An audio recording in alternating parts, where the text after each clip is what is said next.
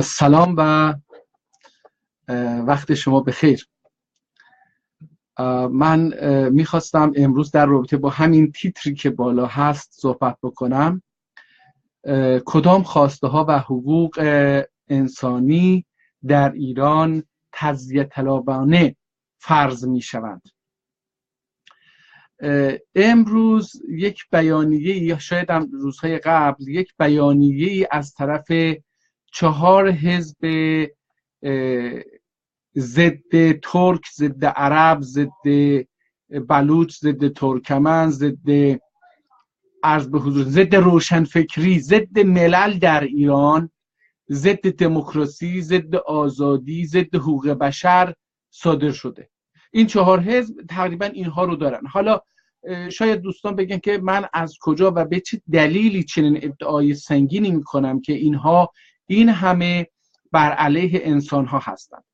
اولا اسم احزاب رو ببینیم. کسایی که یه بیانیه صادر کردن، اینها خودشون رو جبهه ایرانگرایان نامیدن. یه جبهه درست کردن، حالا چند نفر هستن کاری نداریم، ولی به عنوان یک فکر یه جبهه درست کردن و 4 حزب هم پای این بیانیه رو امضا کردن. این 4 حزب عبارتند از جبهه ملی ایران شاخه آمریکا، سازمان برون مرزی حزب پانیرانیست، حزب مشروطه ایران لیبرال دموکرات هاش البته، و جنبش رنسانس ایرانی یا نوزایی ایرانی.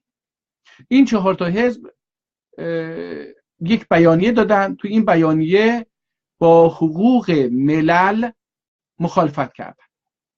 من اینها رو یه لیستی همراه اینها خودشون گفتن، همینها رو آوردم با 7 تا چیز اصلی، خواست اصلی، حقوق اصلی ملل ترک، عرب، بلوچ، ترکمن، قشقایی، لور، بختیاری، گیلکی، مازنی و دیگر مللی که ساکن ایران هستند به غیر از فارس ها رو لیست کردن و هر کی اینها رو بخواد، اینها ضد ایران هستند، اینها باید سرکوب بشن.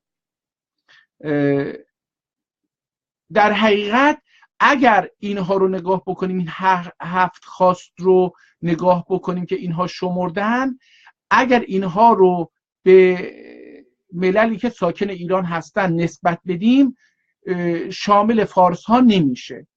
1-2 تا شامل میشه، خیلی کم، ولی نشون میده که خیلی خواسته فارس ها نیست. برای همین هم این بیانیه فقط این حق رو شامل فارس ها میدونه، بقیه ملل حق ندارن در این مورد حرف بزنن. حالا این چیزی که الان اینا گفتم، من از روی لیست میخونم که چه چیزهایی برای اینها نوشتن که جزء حقوق ملت نیست و حق ندارن در این مورد حرف بزنن. یکی حقوق بشر هست. اینها میگن این ملل، یعنی ترک ها، عرب ها، بلوچ ها، ترکمن ها، قشقایی ها، کرد ها، حتی برخی از فارس ها حقوق بشر را بهانه‌ای قرار دادن برای اینکه ایران تجزیه بشه. یعنی شما میخواید ایران تجزیه نشه، حقوق بشر نخواهید. دوم، چیزی که اینها میخوان در موردش حرف و حدیثی زده نشه برای اینکه ایران تجزیه میشه، دموکراسی هست. گفتن که اون مللی که، اون افرادی که، اون تشکیلاتی که در زیر نقاب دموکراسی خواهی پنهان شدن، خواهان تجزیه ایران هستند. اگه میخواید ایران تجزیه نشه، نباید دموکراسی بخواهید. خیلی ساده و صمیمی و راست و پوسکنده. من واقعا این برای این حزب‌ها احترام میذارم، برای اینکه خیلی ساده و صمیمی اومدن گفتن آقا ما چه چیزهایی رو ملاک ایرانیت میدونیم، هر کی از ایران حقوق بشر حرف بزنه، هر کی از دموکراسی حرف بزنه، این تجزیه طلبه. تموم شد رفت. فارس هم باشه تجزیه طلبه، کرد هم باشه، عرب هم باشه، بلوچ هم باشه، ترک هم باشه، هر کی که مخالف حقوق بشر باشه، هر کسی که مخالف دموکراسی باشه، ایرانی طلبه، ایرانی خواهد. یعنی آقا همین شعاری که بعضی ها دادن، رضا شاه فلان، همین آقا یه دیکتاتوری لازم داریم که ایران رو نگه داره، شما و حق و حقوقی نداشته باشید. آزادی یعنی چی؟ دموکراسی یعنی چی؟ حقوق بشر یعنی چی؟ اینا چیزایی هستن که برای ایران ضرر داره. اینا سرطان به جان ایران میفته، ایران رو از بین میبره. برای اینکه ایران از بین نره باید با سرطانی به نام حقوق بشر، با سرطانی به نام دموکراسی مبارزه کرد. خیلی جالبه نه؟ سومیش چی بود؟ فدرالیسمه. آقا فدرالیسم یک بیماری لاعلاجیه که اگه گفتن از قلب سیاه تاریخ تا امروز ملت ایران دائما با هم بودن، هیچ مشکلی هم نداشتند و الان این فکر فدرالیسم یک فکریه که ایران رو تجزیه میکنه. پس هر کسی طرفدار حزب فکر و اندیشه فدرالیسم باشه، این هم تجزیه طلب هست و این فکر باید سرکوب بشه، نباید مطرح بشه، برای اینکه ایران باید بمونه. حالا اینها فراموش کردن که بگن حداقل در از دوره صفویه به این بعد یا از دوره که ترک ها این حاکمیت بر این سرزمین های اسلامی رو از عرب ها پس گرفتن، از اون مقطع تا امروز در مناطق اسلامی تا امروز، حالا نگیم تا 100 سال قبل، تا 1304 در این مناطق یک حکومت مرکزی بود که فقط اسم حکومت رو داشت، یدک میکشید. نه ارتش مرکزی داشت، نه پول مرکزی داشت، نه نیروی مرکزی داشت، نه چیز خاصی که مرکزی باشه نداشت. قدرت ها در دست سرزمین های متفاوتی بود که این سرزمین ها بعضاً اولا ترک نبودند، بعضی از این سرزمین ها اصلا مسلمان نبودند، بعضی از این سرزمین ها اصلا سنی نبودند. حتی این شکل حکومت در تمام ادوار تاریخ این 1000 ساله دوام داشته. اینها بهترین شاهی که فکر میکنن در طول تاریخ ایران، البته شاه هم خودش نگفته من شاهم، کریم خان زند میدانن. برای چی بهترین شاه ایرانه؟ بعد خود صفویه و بعد افشاریه و زندیه و فلان همه اینها بدن، تا قاجار و اینا بدن. برای اینکه این آدم اهل شیراز بوده، فارس بوده. بعد اونقدر این آدم وجیه المله بوده و که میگفت آقا من شاه نیستم، من وکیل الرعایا هستم. یعنی چی؟ یعنی من همه این بنده خدا تمامی تلاش بر این بوده که اون سرکوبگران، اون استبدادگران، اون جنگ مذهبی کنه صفوی رو بیاره سر کار. اینها حالا دارن مجموعه تلاش اینها بر اینه که بگن آقا ترک ها بدن.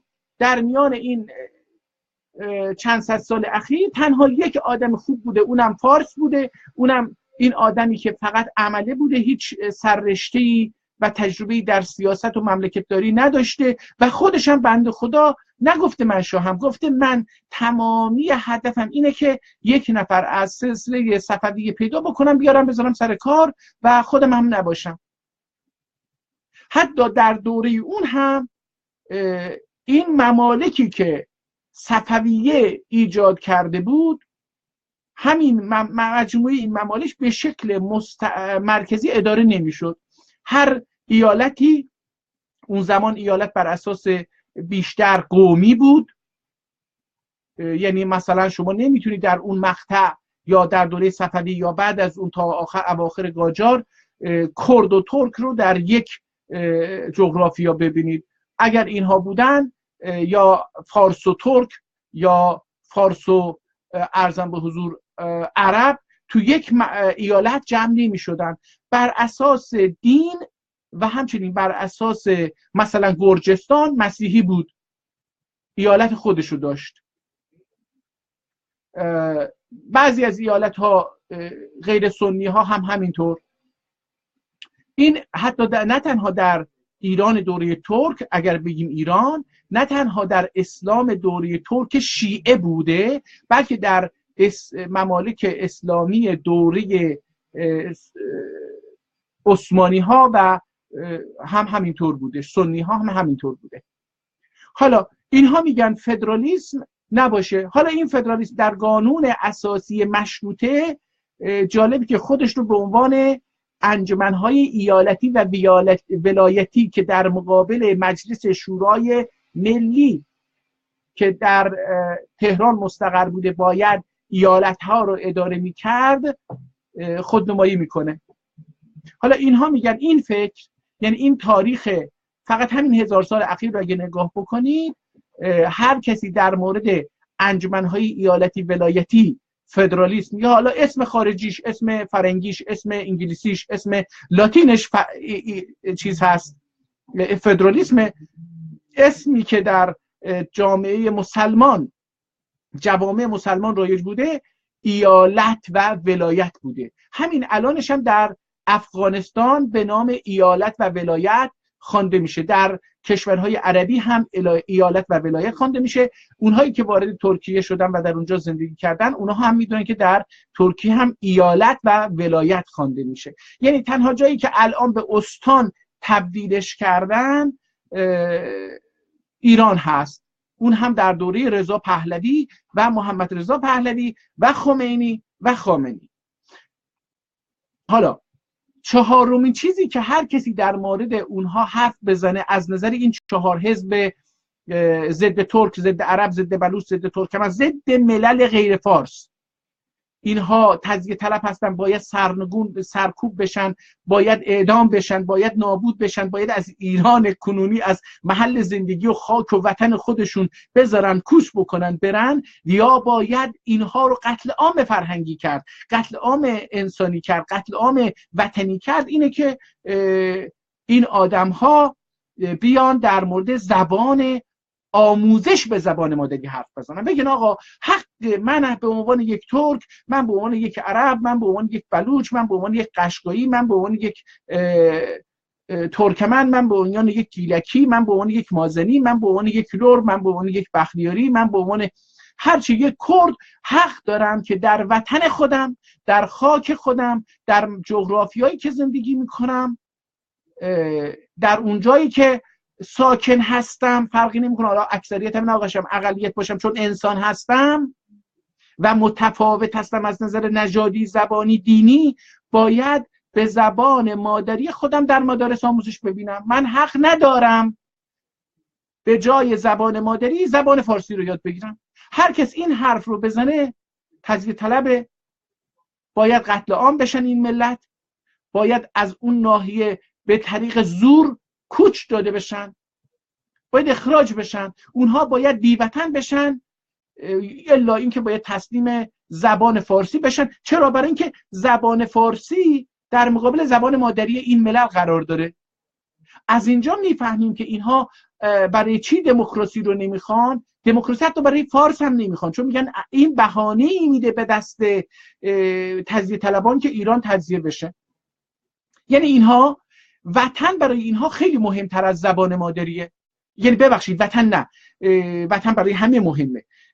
ایران، چهارچوب مرزی که اینها برای ایران تصور کردند، این حفظ این چهارچوب به هر دلیل، به هر قدرتی، به هر بهانه‌ای براشون خیلی مهمتر از حقوق بشر هست، دموکراسی هست، فدرالیسم هست. اینها براشون خیلی مهمه. برای همین هر کسی که در ایران و یا در خارج از ایران اما ایرانی، خودش ایرانی بدونه، یا از اون خاک، اون چهارچوبه ذهنی اونها بر اومده باشه، اما بخواد بگه که نه، تو ایران حق دارن مللی به غیر از زبان فارسی زبان دیگری هم بخونن در مدارس، حالا اینها اصلا نمیرسن اجازه بدن کسی بگه که آقا باید، چرا در ایران یک زبان رسمی هست؟ چرا در ایران 12 تا زبان رسمی نیست؟ چرا زبان فارسی حذف نمیشه و به جاش زبان انگلیسی آموزش داده نمیشه؟ خب زبان فارسی هم باشه برای فارسا، ترکی برای ترک‌ها، عربی برای عرب‌ها، لری برای لرها، بلوچی برای بلوچ‌ها، بختیاری برای بختیاری‌ها، مازنی برای مازندرانی‌ها، گیلکی برای گیلکی‌ها، قشقایی برای ترکان قشقایی، ترکمن برای ترکمنستانی‌ها و کرد برای کردها، ترکی هم برای ترک‌ها. اما یک زبان مشترک علمی هم داشته باشیم به زبان انگلیسی. اینها این فکری رو هم تحمل نمی‌کنن. نه، یک زبان باید برای همه تحمیل بشه، اون هم فارسی هست. زبان‌های دیگر از جمله زبان انگلیسی تجزیه طلبیه، زبان ترکی تجزیه طلبیه. یعنی اینها مخالف انسانیت هستن به یک مفهوم کاملا. پنجمین چیزی که اینها فکر میکنن هر کسی در اون باره فکر بکنه، حرف بزنه، باید نابود بشه، باید شکنجه باشه، باید اگر یک ملتی خواهان اون باشه باید قتل عام بشن، باید به زور اسلحه از سرزمین مادری خودشون رونده بشن و اخراج بشن تا مرز پرگوهرشون حفظ بشه، کثیر المله بودن ایرانه.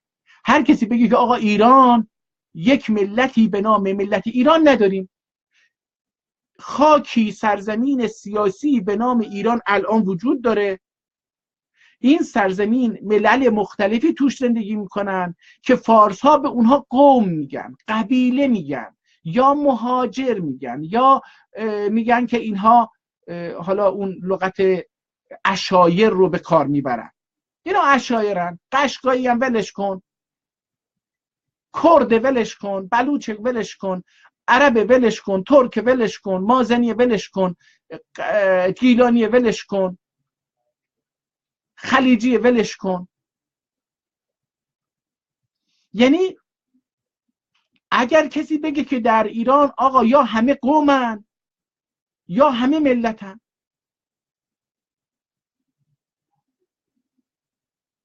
چون که تو ایران یک ریس، نژاد، یک زبان، یک دین، یک جغرافی ثابت برای همه نداریم. حالا اینها یه تئوری دیگه هم دارن، میگن آقا تو تاریخ، این تئوری خیلی متاسفانه مورد پذیرش اینها هست و اونها اینه که میگن آقا ما اصلا با شاهنامه و حافظ بزرگ شدیم.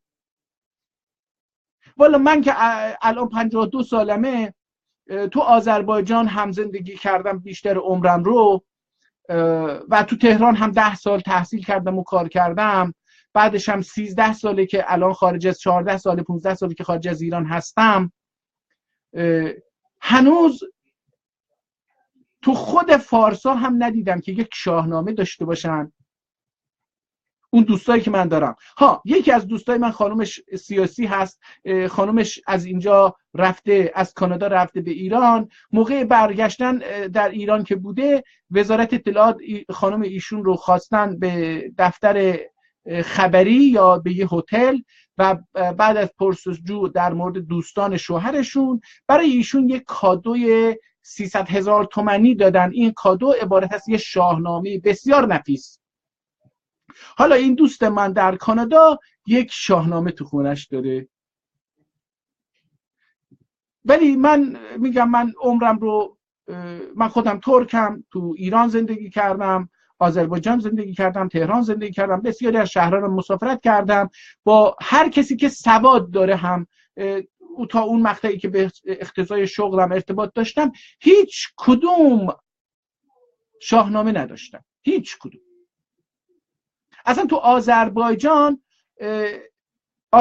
که تا این اواخر که روس‌ها مرزها رو، اون روسیه تزاری نه، روسیه کمونیستی مرزها رو بسته بود دیگه، نمیشد رفت و برگشت. اصلا آذربایجان برای کار نمیرفته فارسیستان که فارسی بلد باشه و بیاد فارسی شاهنامه و حافظ بخونه. یه چیز اصلا یک دروغ تاریخی محضه. ولی اینها میخوان با دروغ و با کتمان و با پروپاگاندا اینها رو همگیر نشون بدن و بگن آقا ما نه، یک ملت یک دست هستیم، در اینجا ترک و کرد و عرب و بلوچ و فارس و فلان نداره، ما ایرانی هستیم. در حالی که همین که شما میگید آقا نباید به زبان مادری تدریس بشه یا زبانهای مادری نباید رسمی باشن، نشون میده که اینها طرفدار فارس هستن. میگن آقا یک ملتی وجود داره به نام فارس، فرهنگ فارس، زبان فارس، ملت فارس، دولت فارس، سرزمین فارس که زبان رسمیش هم فارسه. بقیه زبانها خطر تهلکه است، کودتاست علیه زبان فارسی و ملت فارسی و دولت فارسی و ملت و کشور فارسی. برای همین هم میگن هر کسی در مورد به هر شکلی، حتی حقوق بشر هم، حتی دموکراسی هم، حتی فدرالیسم هم، حتی آموزش زبان مادری هم، علیه این چهارچوب ذهنی اینها که بر اساس فارسیسم استوار شده خطر هست. حالا پس اینها نمیپذیرن که در ایران مللی وجود دارن. اگر ایران کثیرالمله نیست چی هست؟ سوال اینه، اگر ایران کثیرالمله نیست چه چیزی هست؟ ملتی که،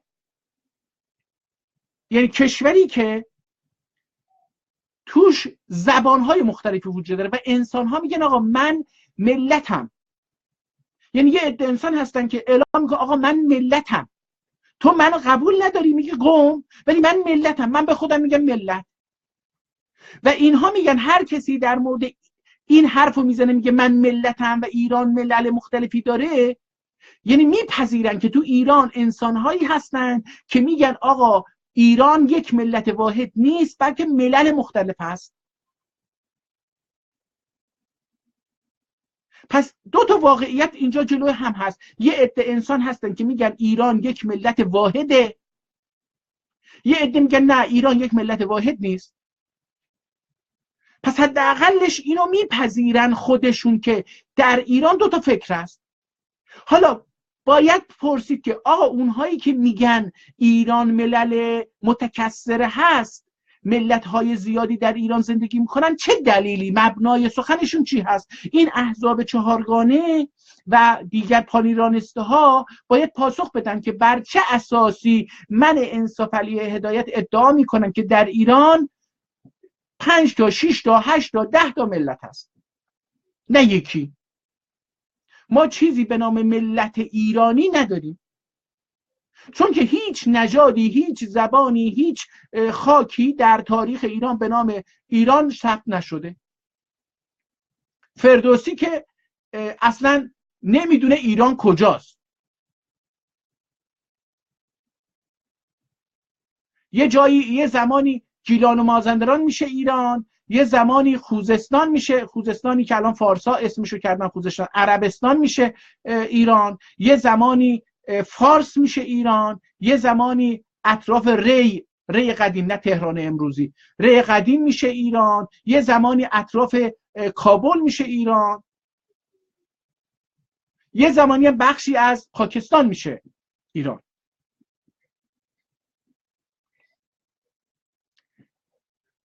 ولی وقتی که ایران اینقدر چیز بوده، یک زمانی ایران اشغال شده، اصلا چیزی به نام ایران وجود داره، مثل جنگ جهانی دوم اصلا چیزی به نام ایران دیگه وجود نداره از نظر سیاسی.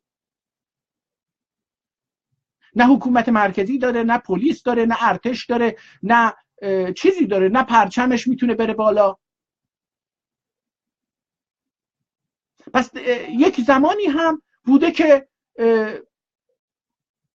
مرزهاشو یه عده انسان پیدا شدن، اون هم انسانهای ترک بودن، تونستن یک مرز امپراتوری خودشون رو در مقابل امپراتوری عثمانی گسترش بدن و مثلا از اون طرف رفته تا گرجستان و نمیدونم تا بخشی از ترکمنستان شمالی و فلان اینا رفته، تا افغانستان و پاکستان و اینا رفته، تا حتی هند هم رفته، مثلا نادرشاه تا هند، دهلی هم رفته.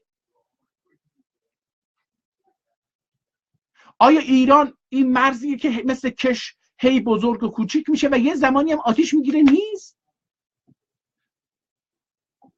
حالا در همین مقطع هم، حتی در دوره قاجار هم، هر ایالتی پول خودشو داره، ارتش خودشو داره. حتی همون گفتم بهترین شاهی که اینها میپذیرن پانیرانیسته ها همون شیرازی هست. بنای شیرازی، عمله شیرازی هست، کریم خان زند. در همون مقطعی هم که این آقا سر کار بوده، یک پول خود این مرکز داشته که این آقا برش مسلط بوده، یه پولی هم مثلا استان، حالا الان میگن استان، مملکت خراسان داشته، مملکت آذربایجان داشته، مملکت بلوچستان داشته، مملکت عربستان داشته، هر مملکتی هم پول خودشو داشته، ارتش خودشو داشته، نیروی مسلح خودشو داشته.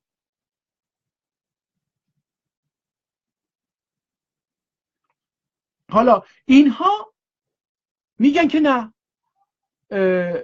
ایران کسی نوع مله نیست، یک ملت وجود داره. حالا این ملتی که وجود داره اینها میگن یه بخشیش ترک با فارس مشکل داره، یه بخشیش فارس با همه مشکل داره، با بقیه ملت، یه بخشیش بلوچه، یه بخشیش کرده، یه بخشیش عربه، یه بخشیش ترکمنه، یه بخشیش قشقایی، یه بخشیش گیلانی، یه بخشیش مازندرانی، یه بخشی هم ترک خراسانی. وقتی میگم ترک، خراسان هم داخلش هست، یه بخشی از اون، یه بخشیش بلوچه، یه بخشیش هم ترکه، یه بخشیش هم البته مهاجران فارسن، ولی به هر حال فارس هم هست اونجا، نمیخوایم انکار بکنیم حضور فارس. حالا تمامی اینها میپذیرن که این اقوام روشن فکرانشون میپذیرن که آقا اون در اونجا ملتی هست به نام فارس که در حاکمیت هست و خواست خودشو، زبان خودشو، هویت خودشو به دیگران تحمیل میکنه و هویت‌های دیگران رو نفی میکنه، میگه آقا اصلا وجود نداره. در یه چنین وضعیتی اینها باید پاسخ بدن که چرا خودشون میگن که آقا یه عده‌ای میگن در ایران کثیرالمله هست، بر اساس چه چیزی اینها ادعا میکنن که ایران کثیرالمله است ولی اینها مخالفت میکنن با این کثیرالمله بودن ایران. حالا ششمین چیزی که اینها میخوان بگن هر کسی در این باره حرف بزنه باید اعدام بشه، باید قتل عام بشن اون قوم، باید اون قوم به زور سلاح هم قتل عام بشن، از اون خاک‌ها کوچ داده بشن. هویت قومیه. حالا اینها نمیپذیرن که تو ایران ملل وجود دارن، از اون طرف هم میگن هر کسی در مورد هویت قومیش حرف بزنه. دقت بکنید، یعنی اگر مثلا اونا میگن ترکا قومن، بلوچا قومن، فارسا هم قوم هستن، عربها هم قوم هستن، قشقایی هم قومه، کرد هم قومه، بلوچ هم قومه، نمیدونم گیلانی هم، گیلکی هم قومه، مازنی هم قومه، نمیدونم اون یکی هم قوم هستش، اینو میپذیرن.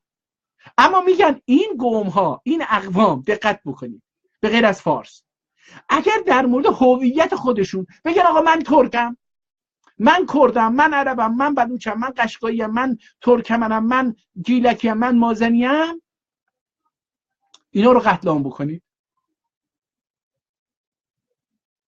اینها نمیتونن با استفاده از حقوق بشر، با استفاده از دموکراسی، با استفاده از لیبرالیسم، با استفاده از یه چنین چیزای زبان مادری، اینکه ایران کثیرالمله هست، بیان بگن آقا من یه هویت دارم، هویت من، حالا این میگه هویت قومی، هویت قومی من آقا من ترکم، زبانم ترک، تاریخم اینه، رهبرانم این بودن، آثار باستانی این بود، در این مقطع تخریب شد، در این مقطع هم ساخته شده بود،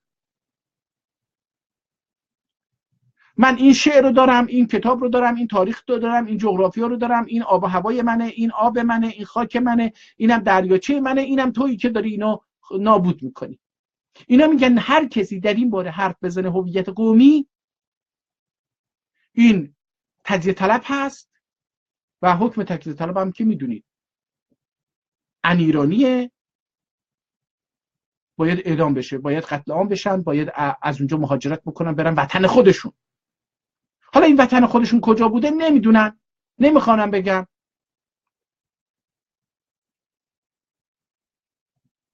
حالا هفتمین چیزی که اینها میخوان، میگن هر کسی در این باره حرف بزنه باید قتل عام بشه، حق تعیین سرنوشت.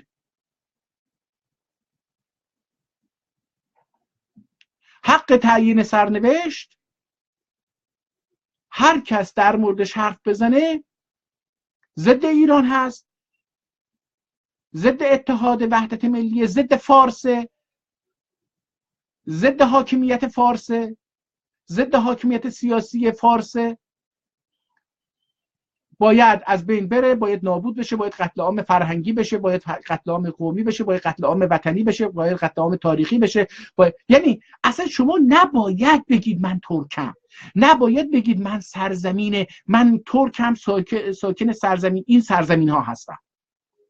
این سرزمین ها تاریخاً یا بعداً بر اثر مهاجرت مال من شده، یا من در این سرزمین ها یه اکثریتی رو دارم یا یه نسبتی از اکثریت رو دارم.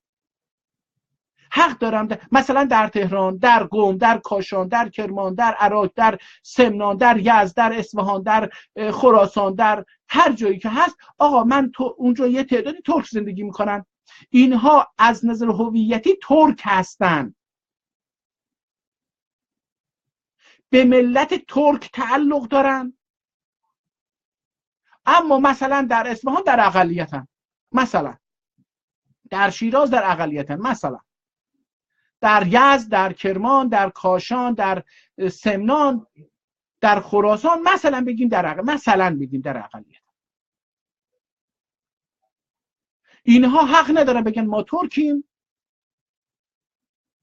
زبانمون ترکیه، تاریخمون این بوده، شاعرامون اینا هستن، کتابامون باید این باشه، روزنامه‌مون باید این باشه، مجله‌مون باید این باشه، ما باید در منطقه‌ای که کاشان هست یا اصفهان هست یا کرمان هست یا یزد یا شیراز یا هر جای دیگه است، ما باید به زبان قومی خودمون رادیو داشته باشیم، رادیو 24 ساعته، و بودجه‌ش هم باید دولت بده.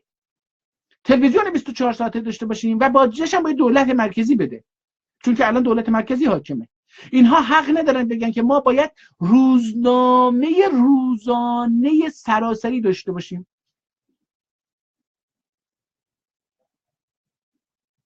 اینا حق ندارن که سینمای خودشونو داشته باشن، تئاتر خودشونو داشته باشن، جشنواره مطبوعات خودشونو داشته باشن، جشنواره فیلم خودشونو داشته باشن، جشنواره سینمای خودشونو داشته باشن، جشنواره رقص خودشونو داشته باشن، تاریخ رقص خودشونو داشته باشن، دانشگاه هنر و رقص و موزیک و اینهای خودشونو داشته باشن، موسیقی خودشونو داشته باشن،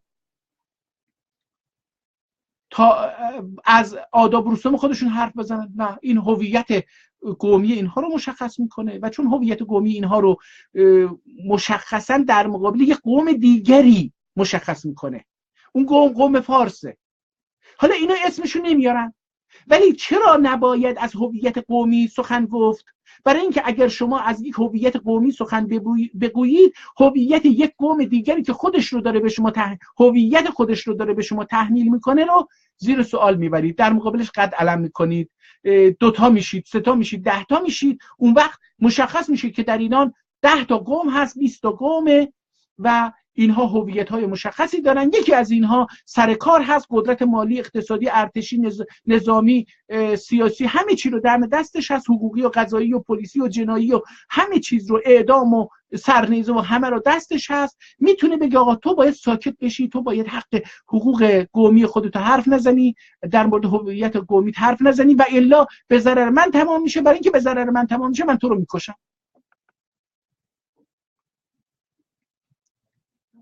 این 7 تا خواسته یک بار خیلی خلاصه میگم. 4 حزب پانیرانی است، اسمشون رو گذاشتن جبهه ایرانگرایان، یک بیانیه منتشر کردن. این بیانیه رو من اجازه بدید ببینم تاریخ داره، من تاریخش رو نمیبینم.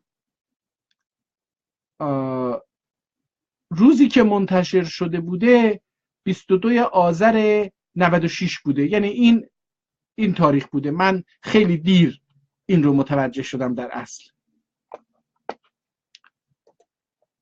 اینها در اون تاریخ که این منتشر شده، یعنی حالا این وبسایت هم متعلق به کجاست، این هم بگم که کجا منتشر شده. والا حالا بذارید ببینم اینجا، اگه من کلیک بکنم، خبرگزاری جبهه ملی ایران، خبرگزاری جبهه ملی ایران.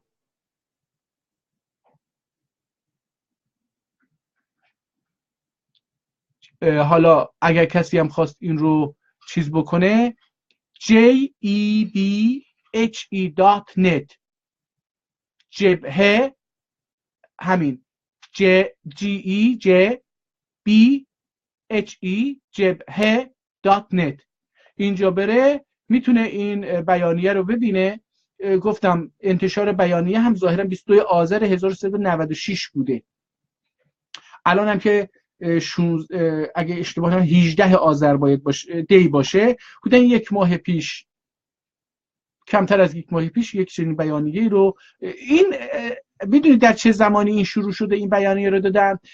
در این زمانی که این بیانیه داده شده در تهران و خراسان و شیراز و اصفهان و جاهای دیگر هیچ خبر اعتراضی نبود. در این مقطع تاریخی در الاهواز در اقلیم عربستان اعتراضات برخاسته بود. برای همین اینها یه بیانیه رو صادر کردن که پیش بینی بکنن حالا این ممکنه که سرایت کرده باشه. این 4 حزب عبارتند از جبهه ملی ایران شاخه آمریکا، سازمان برون مرزی حزب پانیرانیست و حزب مشروطه ایران شاخه لیبرال دموکرات و 4میش جنبش رنسانس یا نوزایی ایرانی. اینها گفتن که 7 چیز رو هر کسی بخواد در موردش حرف بزنه اینها ضد ایرانی هستن. حق زیستن، حق زندگی در جغرافیا و وطن خودشون رو ندارن، باید اینها بمیرن، باید کشته بشن، باید از وطنشون تبعید اجباری بشن، یعنی مهاجرت اجباری با سلاح، یا کشته بشن، تن به کشتن بدن، یا اینکه تن به کوچ از مرزهایی که اینا فکر میکنن ایرانه و مال فارسه بدن. این 7 چیزی که اینها شمردن، یکی حقوق بشره، یکی دموکراسی هست، یکی فدرالیسم، یکی آموزش به زبان مادری هست و یکی کثیر مله بودن ایران هست و یکی هم هویت قومی و آخریش هم حق تعیین سرنوشت. هر کسی در مورد اینها حرف بزنه یا اینها رو بخواد بگه جزو حقوق من هست، حالا یا فرد باشه یا ملت باشه. مثلا چند روز پیش آذربایجانی ها 60,000 آذربایجانی در استادیوم ورزشی تبریز فریاد زدند هارای هارای من ترکم، ترک لینده مدرسه olmadı هر کسه. آهای آهای دنیا بدونید من ترکم، هر کسی حق داره به زبان مادری خودش مدرسه داشته باشه، درس بخونه. یا گفتن که یا شا شا شا یا شا آذربایجان یا شا، یعنی که زنده باد آذربایجان. یا گفتن که تبریز باکو آنکارا بیز هارا فارسلار هارا. گفتن آقا تبریز و باکو و آنکارا یعنی 3 پایتخت ترک در این منطقه، ما چه نسبتی با فارس ها داریم؟ ما کجا و فارس ها کجا؟ چه نسبتی با فارس داریم؟ بر هویت ملی خودشون تاکید کردن. یا گفتن که آذربایجان بیر اوسون، مرکز تبریز اوسون، 2 آذربایجان شمالی و جنوبی یکی بشه، متحد بشه، یک کشور مستقل بشه، مرکزش هم پایتختش هم تبریز بشه. باز هم اینجا اصلا ضد ایرانیه. این اصلا شعار استقلال طلبانه هست.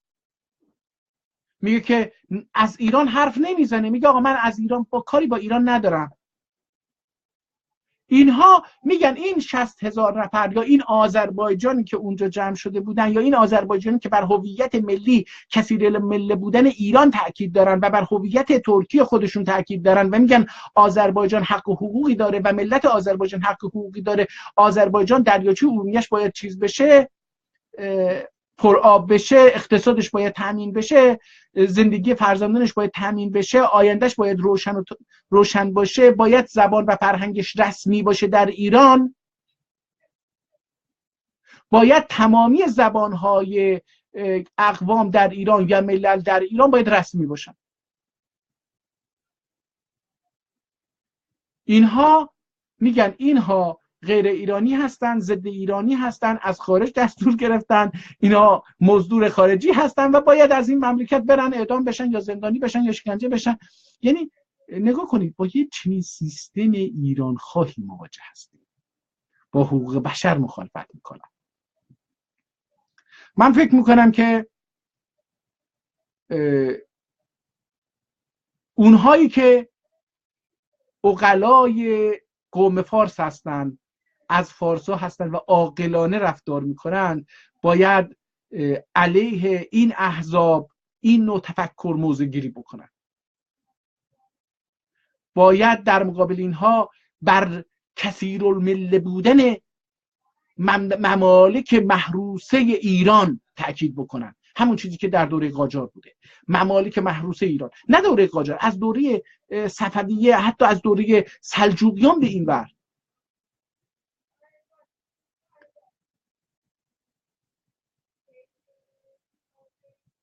باید اینها رو تا اونجایی که میتونن تحت فشار قرار بدن که اینها بپذیرن حقوق بشر رو، اینها بپذیرن اصول زندگی بر اساس دموکراسی رو.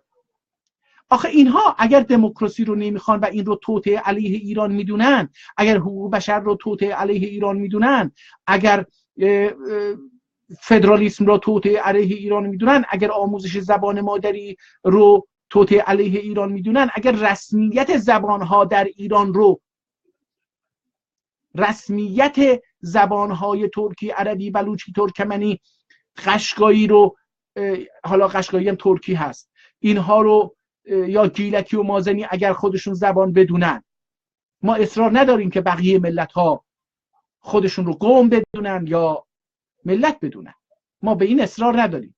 از نظر ما ایران، ما ترکان، ایران یک کشوری به نام ایران وجود نداره، ممالکی هست که در کل ممالک محروسه ایران خوانده میشه، اگرم رسمی باشه، اون اسمی که دوره قاجار بوده حداقل. ممالک یعنی کشورهای خودمختاری که حکومت محلی خودشون رو داشتن، ارتش خودشون رو داشتن و هر از گاهی هم میتونستن علیه مرکز شورش بکنن و حقوق به حتی سلسله رو تغییر بدن. همین جناب کریم خان شورشش بعد رفت این منطقه رو برای چند سال تصاحب کرد. حالا بیش از یک نفر هم اونجا شاه نبوده حد اکثر، و اینها اینو سلسله کردن، سلسله زندیه، در حالی که اونجا فقط یک شاه بوده، سلسله هم نبوده. بعدش هم محدود شدن. اون چند نفری هم که از فرزندان خانواده و نزدیکان و امیران این آدم اومدن اونجا به نام زندیه تلاش کردن یه حکومتی رو ادامه بدن، همدیگه رو قتل عام کردن. در عرض چند سالم نسلشون منقرض شده، یعنی 10 سالم طول نکشیده نسلشون منقرض شده و بیشتر از یکی دو استان کنونی ایران هم نتونستن، یعنی اصفهان رو هم نتونستن داشته باشن، یا شیراز بودن یا اصفهان بودن، تموم شد رفت. نمیتونستن به، یعنی اینها فارسا یه چیزی هم که در تاریخ انجام داده اینه که بعضی از حکومت‌های محلی برای خودشون یه مدتی رو اونجا بودن. حالا اینا میگن آقا اگه ایران اون بوده که خب ولش کنید، ایران همونه دیگه، بچسبید به اون دیگه، بقیه جاها ایران نیست. حکومت ایرانی وقتی میگن آقا فلانجا دیلمیان فلانجا حکومت، دیلمیان یه مقطعی اونجا، خراسان سربداران حکومت داشتن، اوکی خراسان آقا یه مقطعی خیلی کوتاهی اونجا یه قوم فارسی اومده یه شعارهایی رو داده، یه حکومتی رو داشته بود، مثل یه استان بوده. اگه اونجا ایرانه دیگه، خراسان ایرانه دیگه، بقیه‌اش ایران نیستش که. اگه گیلان ایرانه که خود گیلانی ها قبول ندارن، دیلمیا یعنی اگه ایران هست بازم که ایران اونجاست دیگه، بقیه جاها ایران نیست.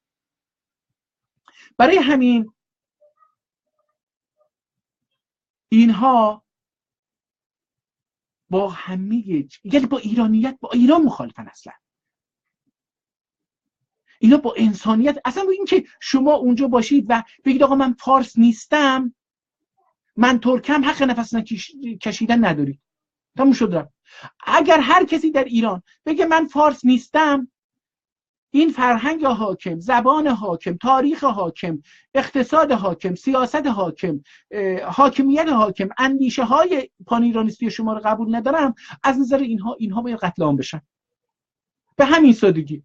وقتی حقوق اساسی رو ببینید، اینها جزو حقوق اساسی هست یا نه؟ دقت بکنید این 7 چیزی که اینها میشمرن جزو حقوق اساسی هست یا نه؟ هر بچه‌ای که از مادر به دنیا میاد هویت قومی داره حداقلش، یعنی به یک قومی با یک دینی منتسبه، یک نژادی، یک خونی منتسبه.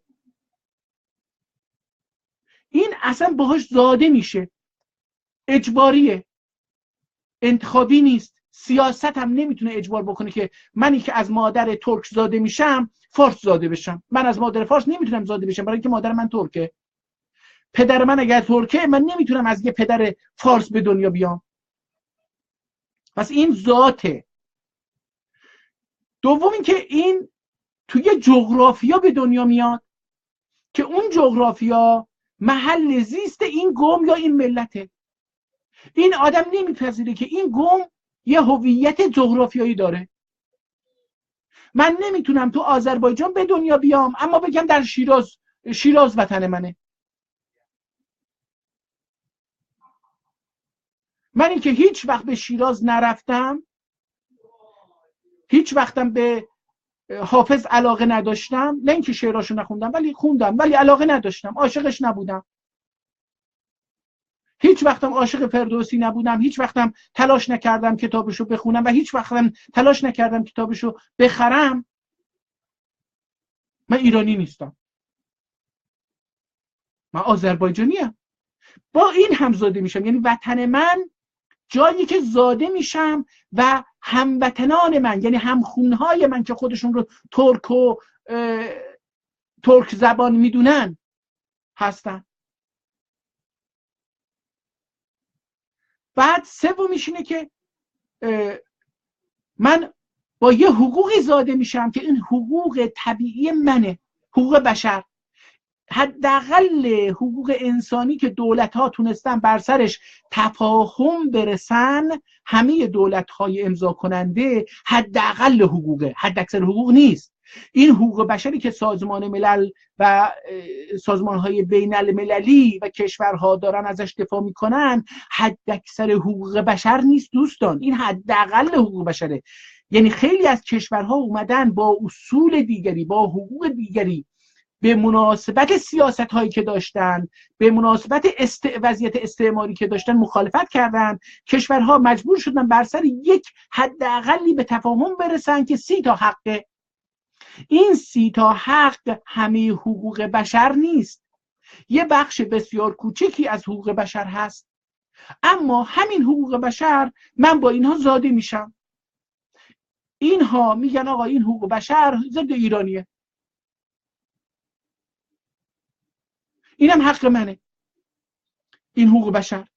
دموکراسی هم یکی از حقوق بشر هست، نه اینکه یه چیز جداییه. یکی از حقوقی که در داخل حقوق بشر هست دموکراسی خواهیه و دموکراسی هست و زندگی در یک حاکمیت، تحت حاکمیتی که به دموکراتیک باشه و به دموکراسی معتقد باشه و دموکراسی رو اجرا بکنه و ملتی باشن که بتونن بر اون سیستم نظارت بکنن، میدیایی داشته باشه، آزادی‌هایی داشته باشه که بتونن به اون نظارت بکنن. بازم همه اینها در داخل همون 30 تا ماده حداقلی حقوق بشر هست. یعنی آذربایجان اگر مستقل بشه ممکنه ما به جای اینکه به 30 تا حقوق بشر داشته باشیم 300 تا حقوق بشر داشته باشیم. همونطور که الان کانادا اینترنت رو جزو حقوق بشر میدونه. هر کسی که در کانادا اینترنت نداشته باشه از حقوق بشر محرومه. یا بعضی از کشورهای اسکاندیناوی گفتن که هر کسی که رادیو نداشته باشه، تلویزیون نداشته باشه، هر کسی که تلفن نداشته باشه، هر کسی اینترنت نداشته باشه از حقوق بشر محرومه. یعنی این حقوق ها هم جزو حقوق بشر هست. سلامتی و بهداشت جزو حقوق بشره. آب آشامیدنی جزو حقوق بشره تو کانادا. اینا که میگم تو کانادا هم هست. داشتن خانه و خوابگاه، داشتن غذای روزانه، داشتن لباس گرم جزو حقوق بشره در کانادا. هیچ کس نمیتونه به خاطر اینکه معتاده، به خاطر اینکه قاچاقچیه، به خاطر اینکه هرچی هست در کانادا نمیتونه بدون خانه و خوابگاه و غذا و لباس نگه داشته بشه تو خیابون بخوابه. دولت وظیفه داره خوابگاه و لباس و خوراک و تلفن و اینترنت و تلویزیون برای اینها تأمین بکنه. این جزو حقوق بشره.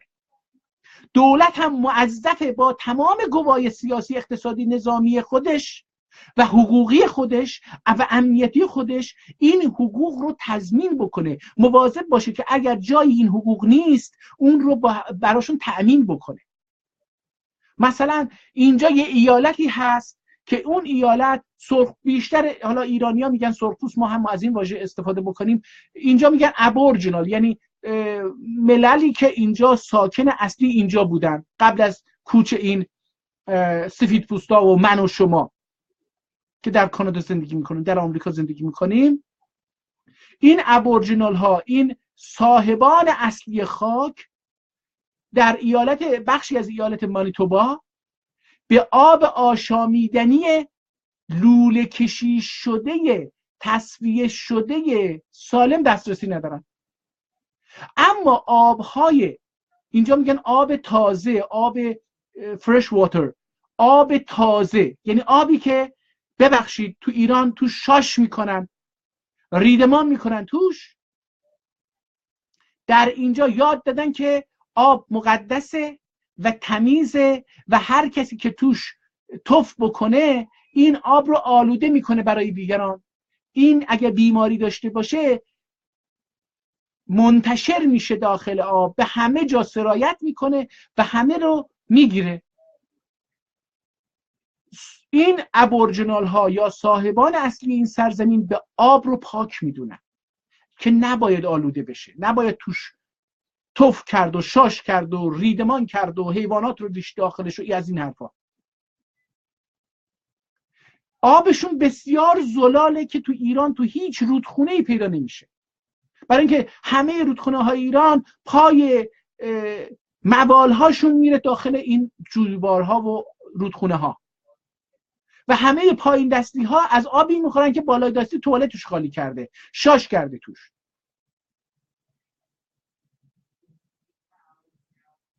اینجا کسی نمیتونه بره در بیابان در یک ساحلی تو آب ریدمان بکنه، خودش نمیتونه. یعنی از نظر روانی به اینجا رسید که این حقوق اون انسان‌هایی که آب دارن میخورن رو دارم ضایع میکنم، نباید تو این آب بشاشم.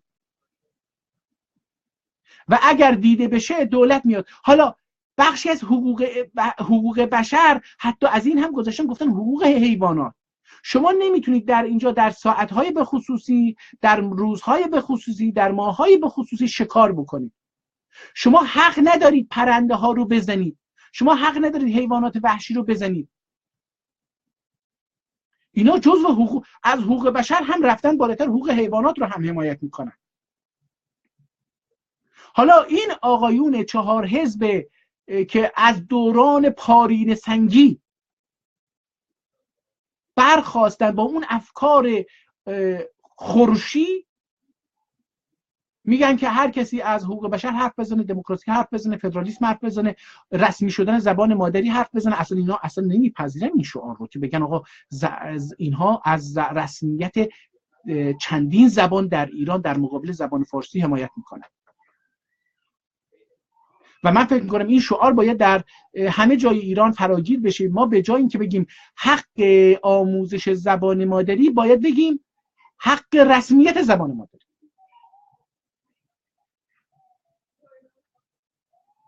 حق رسمیت زبان مادری. اگر میخوایم که یک زبان کامیونیکیشن یا ارتباطات در ایران داشته باشیم که همه روش تفاهم برسن، زبان فارسی زبان خوبی برای این نیست.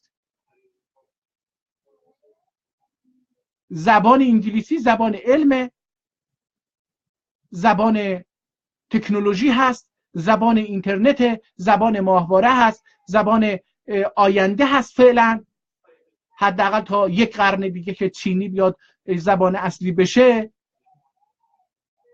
زبان انگلیسی زبان رسمی. ما میتونیم زبان رسمی اداری رو در 20 سال آینده به انگلیسی تبدیلش بکنیم. در 20 سال آینده همه زبان‌های دیگر هم زبان رسمی قومی یا ملی بشن. اگر ایشون میپذیرن که فارس هم یک قومه، باید بپذیرن که یا البته ایشون انکار میکنن که اصلا ملتی به نام فارس وجود داره. پس آقا این زبان مال کیه؟ دارید به ما تحمیل میکنید.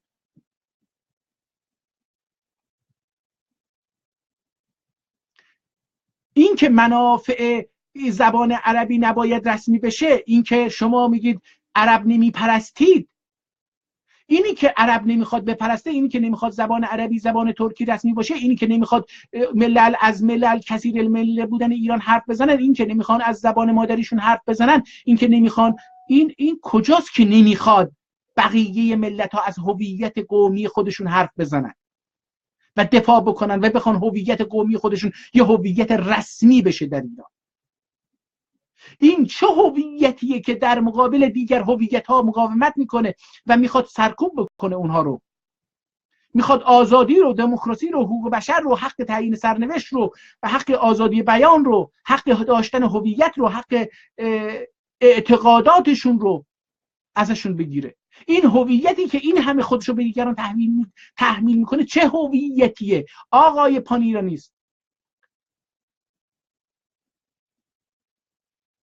من فکر میکنم باید به این سوالها جواب بدن. من فکر میکنم باید آذربایجان، باید کردستان، باید بلوچستان، باید عربستان، باید ترکمن صحرا، باید ترکمن صحرای جنوبی یا ترکمنستان جنوبی، باید قشقایی ها، باید خراسانی ها، باید گیلکی ها و مازنی ها و دیگران به جای آموزش زبان مادری، من فکر کنم آموزش زبان مادری یک اصطلاح انحرافی هست که دولت سر زبان ماها انداخته و ما هم پذیرفتیم. ما هم 20 ساله در آذربایجان سر این داریم زندان میریم. من فکر میکنم به جای این باید رسمیت زبانهای مادری در ایران رو شعار اصلی قرار بدیم، برای اینکه تا زبانی که زبان ما رسمی نشه، زبان ترکی و عربی و بلوچی و ترکمنی و کردی رسمی نشه در ایران، تا زمانی که اینها در ادارات و مدارس هر جا که یک عرب زندگی میکنه، هر جا که یک بلوچ زندگی میکنه، هر جا که یک ترک زندگی میکنه، هر جا که یک ترکمن زندگی میکنه، هر جا که یک قشقایی زندگی میکنه، هر جا که یک گیلکی و مازنی زندگی میکنه، نتونه به زبان خودش تحصیل بکنه، به زبان خودش حرف بزنه، بگه، تلویزیون و رادیو داشته باشه، مطبوعات داشته باشه، کتاب داشته باشه، کتاب‌های آموزشی داشته باشه و به این زبان استخدام بشه، به این زبان در مجلس قانون تصویب بشه، به این زبان در مجلس قوانین به دولت اجرا بشه، دولت این قوانین رو در همین زبان‌ها اجرا بکنه و حق استخدام با کسی باشه که بیشتر زبان بدونه.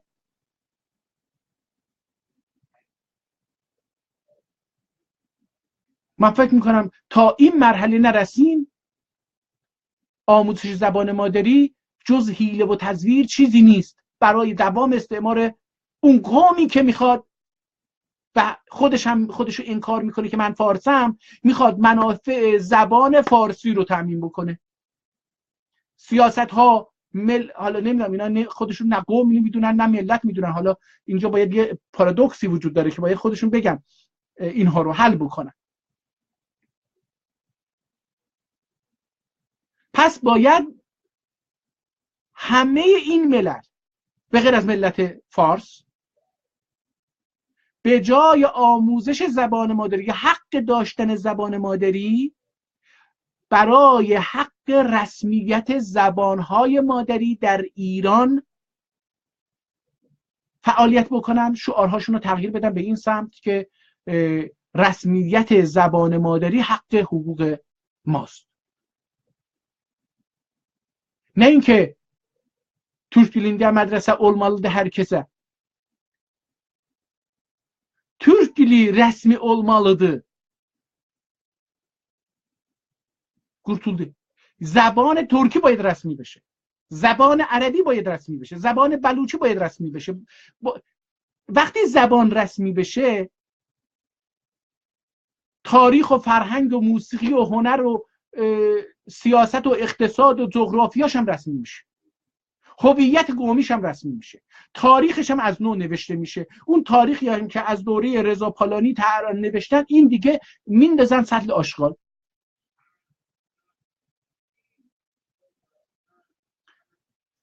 بسیار ممنونم که این قسمت رو با من همراه بودید. هر جا هستید شب و روز خوشی براتون آرزو میکنم. اگر سوالی داشتید بنویسید، براتون پاسخ میدم. زیر همین ویدئویی که الان منتشر خواهد شد میتونید بنویسید، براتون پاسخ میدم، یا اینکه میتونید بپرسید، من براتون تو یک برنامه‌ای که دوباره زنده خواهد بود جواب میدم. بسیار متشکرم. روز و شب خوشی براتون هر کجای دنیا هستید آرزو میکنم. شب خوش.